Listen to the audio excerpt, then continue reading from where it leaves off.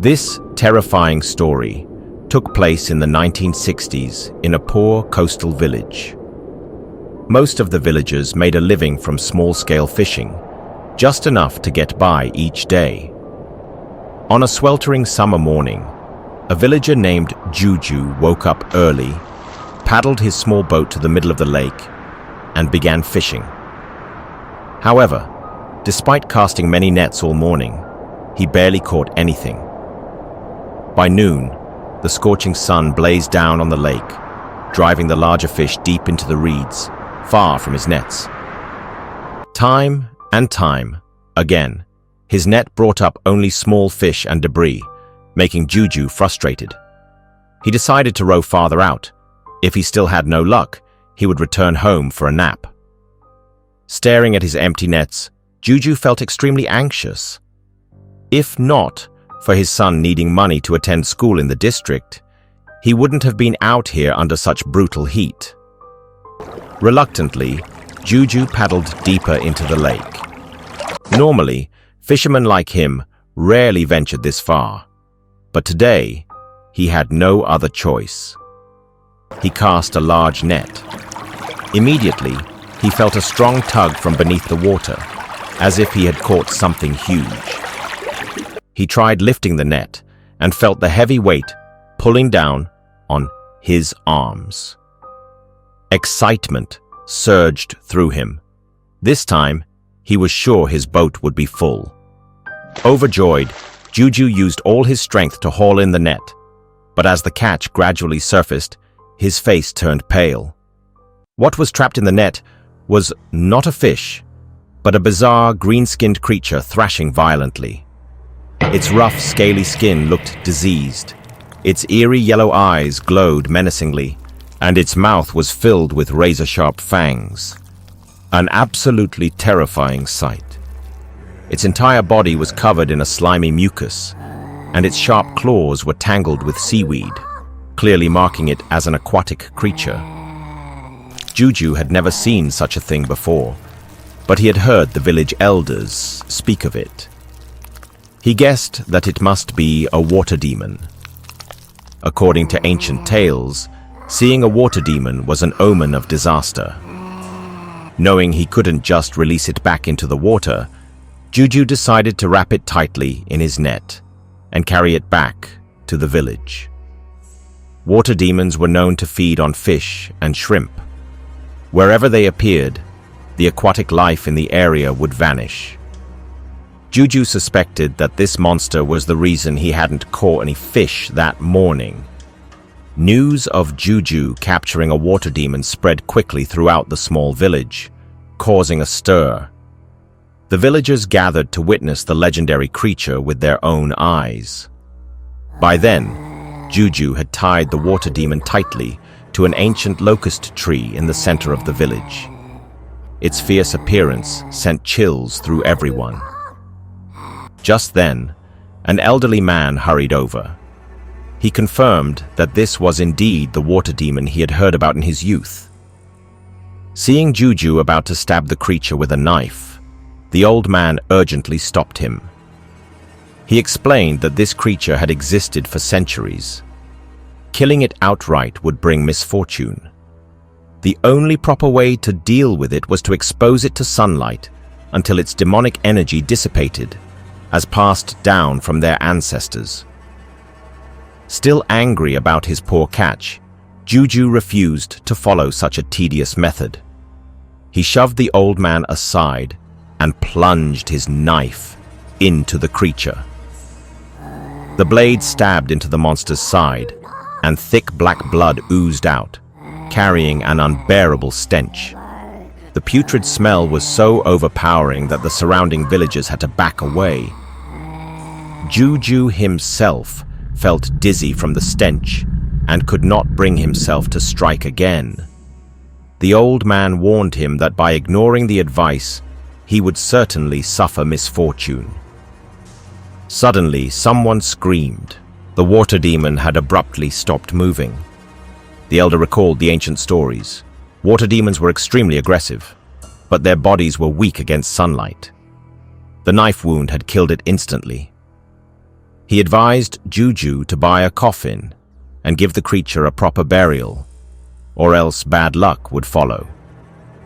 But Juju refused to waste money on a stone coffin for a monster. Instead, he dragged its corpse to the village ditch and dumped it. Thinking that was the end of it, Juju was completely unprepared for the misfortunes that would soon befall his family. Ever since the water demon was caught, the villagers had been unable to catch fish for days. Juju stayed home, repairing his nets. One day, his wife called him inside. Their son had been crying non-stop all day. She had tried soothing him all morning, but nothing worked. She suggested taking him to a doctor. Juju looked at his son and saw that he didn't seem sick. He appeared to be in pain. When they removed the boy's shirt to check, they were horrified to discover a large, festering wound had appeared on his arm, so deep that the bone was nearly exposed. The couple was terrified. The night before, their son had gone to bed without any injuries. Moreover, the wound emitted the same foul stench as the water demon. Juju immediately remembered the exact spot where he had stabbed the monster. It matched the location of his son's wound. Could it be just as the old man had warned?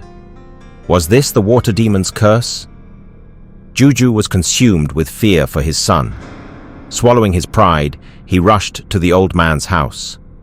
After hearing about the boy's condition, the old man could only sigh. According to ancient teachings, the water demon was an ancient cursed beast, known for bringing calamity. Whoever harmed it would suffer its wrath. Juju begged the elder for help. After a long pause, the old man finally recalled an old ritual, but he wasn't sure if it would work. Following the elder's instructions, Juju went to the ditch behind the village to retrieve the creature's remains. Then, he took a knife and cut into the palm of his right hand. He dripped his blood onto the creature's skull every day for 7 days. The elder explained that after 7 days, if something sprouted from the skull, it should be ground into a paste and applied to the wound to heal it. But if nothing grew, then his son would not survive. The 7 days passed, and with trembling hands, Juju went to check. To his astonishment, a strange flower had grown from the skull. It was unlike any flower Juju had ever seen. Its leaves were a deep purple red, its petals blood red, and it emitted an indescribable metallic scent. Without hesitation, Juju brought it home, ground it into a paste, and applied it to his son's wound. Astonishingly, within 2 days, the boy made a full recovery. From that day forward, Juju truly believed in the supernatural. He commissioned a stone coffin, carefully gathered the water demon's remains, and gave it a proper burial. To ensure peace, he even built a small shrine at the burial site.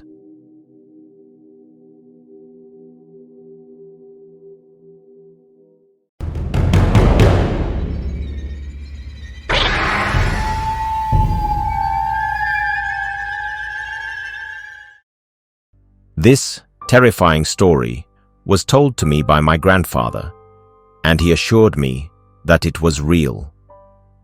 That's because the main character in the story was my grandfather himself. It was such a horrifying experience that he could never forget for the rest of his life. It happened when he had just turned 15 years old. In the rural area where my grandfather lived, the scenery was very peaceful. After the war, everything gradually developed. The people focused on agriculture, and life became more prosperous. At that time, my grandfather's family was quite well off compared to others in the village. So when he returned home from school, he didn't have to work in the fields. Instead, he would just hang out with his best friend. His daily routine was quite exciting. He would go to the forest behind the mountain to pick fruit, catch birds, play games, and swim in the lake. The birds he caught would either be kept as pets or taken to the market to sell to bird enthusiasts. Sometimes, if he spotted a large bird's nest, he would climb up to grab it. However, just as he was about to take the nest, the father bird suddenly returned. It pecked at him so hard that he lost his balance and fell from the tree. Fortunately, the ground below was soft, and his friend managed to break his fall, so neither of them was seriously hurt. Then, they looked at each other and laughed. My grandfather recalled that back then, he had a truly amazing best friend. Almost every day, they would meet up and go on adventures around the village together. But then, one day, something terrifying happened when they went to swim in the lake behind the mountain. In the old days, only boys swam in the lake, so my grandfather and his best friend had no hesitation in stripping down completely. His friend was a bit timid and only stayed near the shore, while my grandfather was braver and liked to swim out far. In fact, his friend had learned how to swim from him. Their personalities were complete opposites. While they were swimming, my grandfather suggested they compete to see who could hold their breath underwater the longest. His friend, not very good at it, hesitated. At that moment, neither of them knew that something dangerous was lurking beneath the water. My grandfather swam out further and signaled that he would go first. Then he immediately dove underwater. Suddenly, his eyes widened in shock. What he saw beneath the water confused him. He wasn't sure what it was. It somewhat resembled a turtle and was swimming upward from below. Even more terrifying, my grandfather saw its blood-red eyes, and it was heading straight for his friend. Horrified, my grandfather surfaced and desperately shouted to warn his friend to run. But it was too late. His friend had already noticed it. A gigantic monster was swimming toward his friend. It moved slowly but exuded a terrifying presence. Overcome with fear, his friend frantically swam toward the shore. The monster chased after him, as if it could sense the struggling prey above, and was determined to catch it. But there was no time left. The creature caught up with his friend. My grandfather recalled only seeing his friend screaming and flailing helplessly in the water. Then, the monster clamped its jaws around his friend's leg and dragged him down into the depths. My grandfather was paralyzed with fear as he witnessed the horrific scene. Rumors about the lake monster spread throughout the village, but the locals dismissed them, believing instead that his friend had simply drowned and disappeared beneath the water. No one truly believed in the monster, but from that day on, no one dared to swim in the lake again.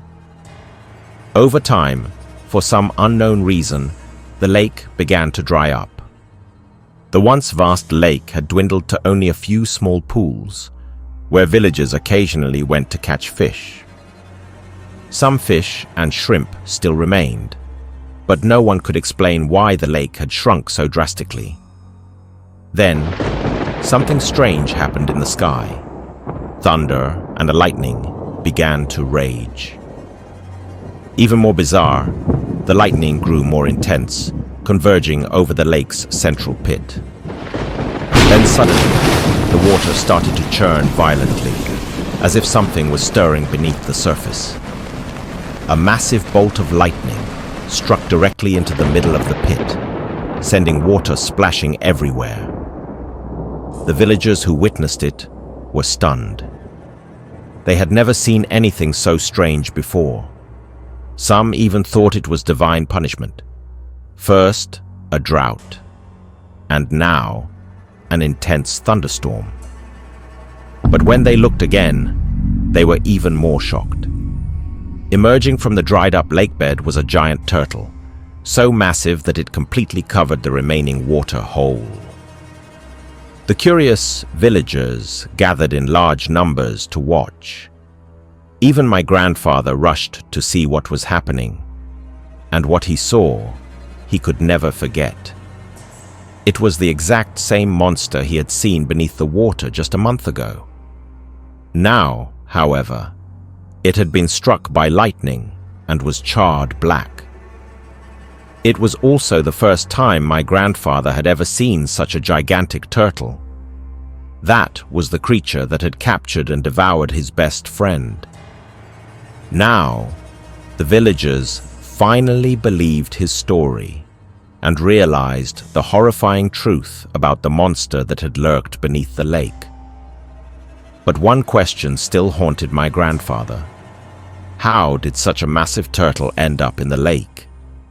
And why did it hunt and eat humans?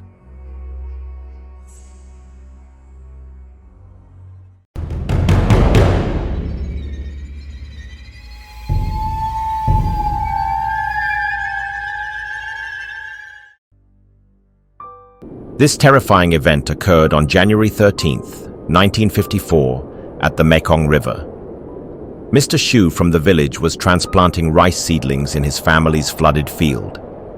But today, he had an unusual feeling in his heart, an inexplicable unease, and the weather was drier than usual.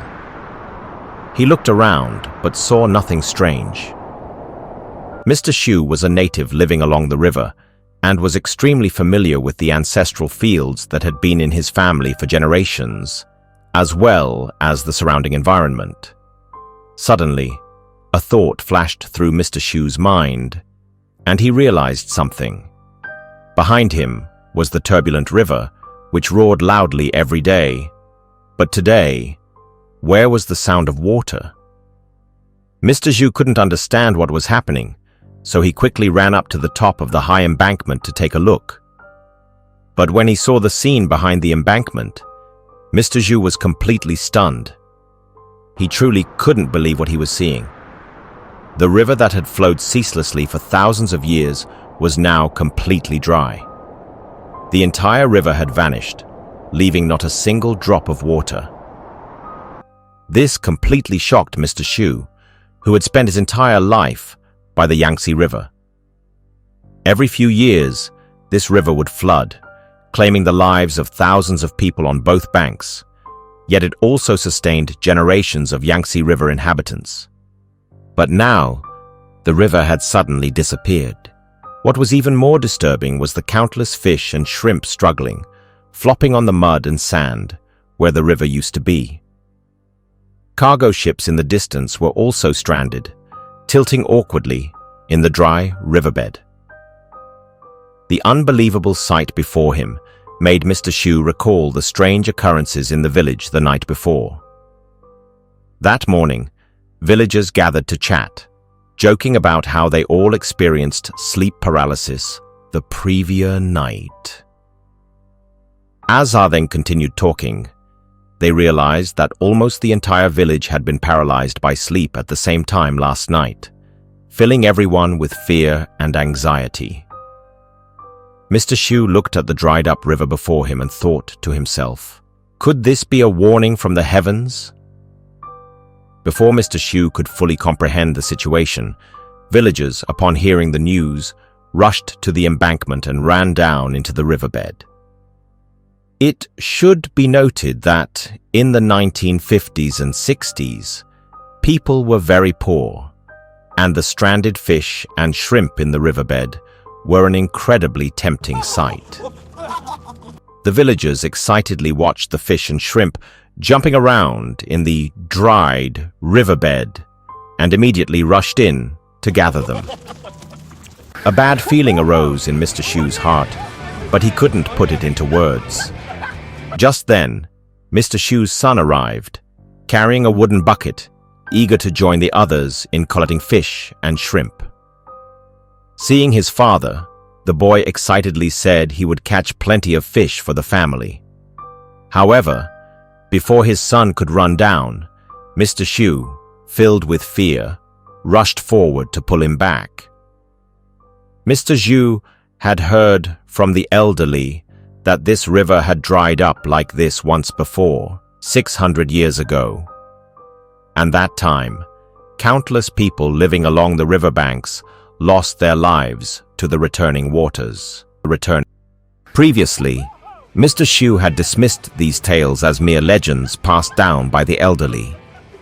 But now, seeing everything before his eyes, he suddenly understood.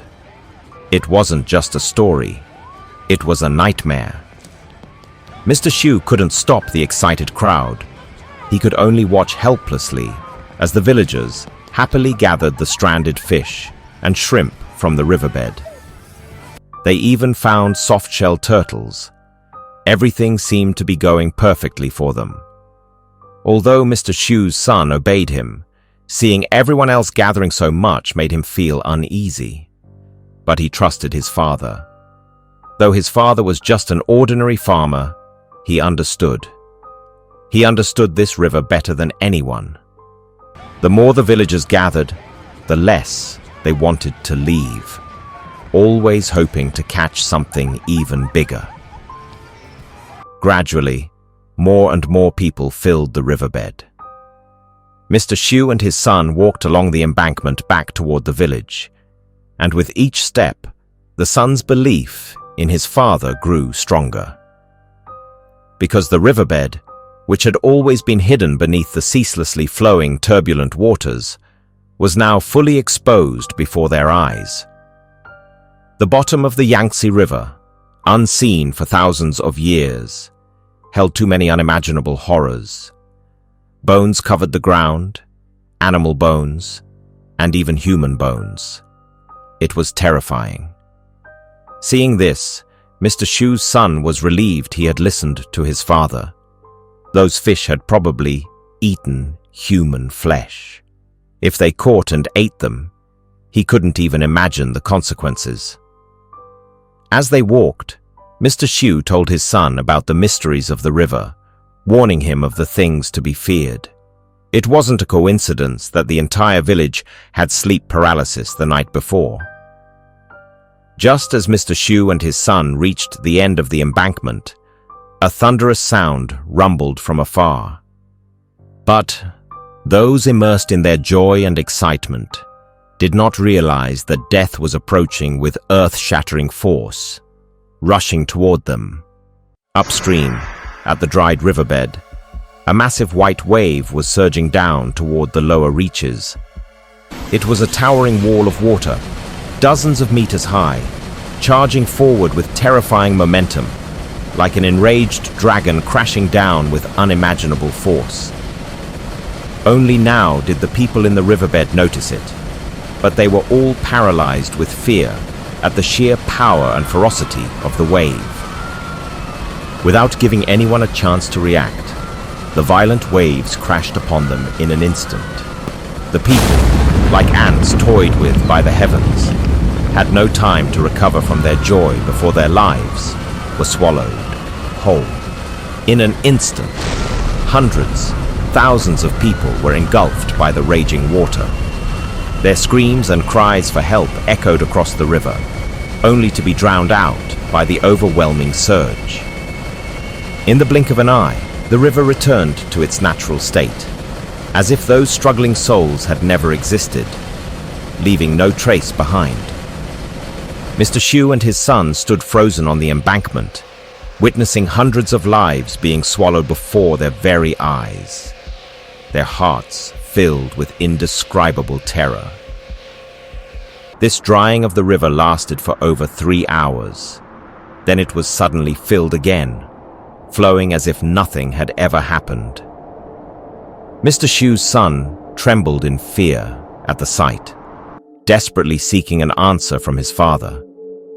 Why had all of this happened? At this moment, Mr. Xu felt his legs go weak and collapsed to the ground. Witnessing the familiar faces of his fellow villagers being swept away, unable to stop it. Indeed, How could an old man who had lived by the river all his life believe such a thing? Even he didn't know what was happening. A river that had surged for thousands of years could dry up in an instant, only to return ruthlessly, mercilessly, in the next moment, sweeping away hundreds of lives, leaving no trace. Moments ago, hundreds of villagers had been collecting fish in the riverbed. Now, they were gone, not a single one bringing their catch back to shore. If only they had not been so greedy. If only they had known when to stop, perhaps they would have survived. And maybe, the sleep paralysis the night before was a divine warning.